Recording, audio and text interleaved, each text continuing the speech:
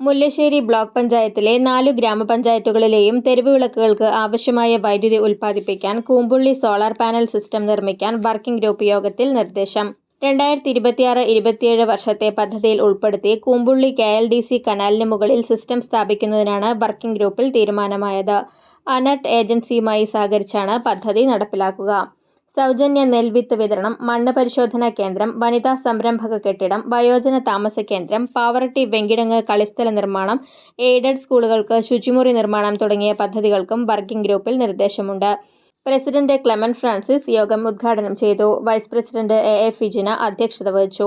ഗ്രാമപഞ്ചായത്ത് പ്രസിഡന്റുമാരായ മിനി മോഹൻദാസ്, ആൻഡോ ലിജോ, ഗ്രേസി ജേക്കബ്, സ്ഥിരം സമിതി അധ്യക്ഷരായ MK അനിൽകുമാർ, ലിജി റോയ്, റസിയ ഇബ്രാഹിം, ബ്ലോക്ക് പഞ്ചായത്ത് ആസൂത്രണ സമിതി ഉപാധ്യക്ഷൻ ജിയോ ഫോക്സ്, സെക്രട്ടറി KB വിശ്വനാഥൻ എന്നിവർ സംസാരിച്ചു.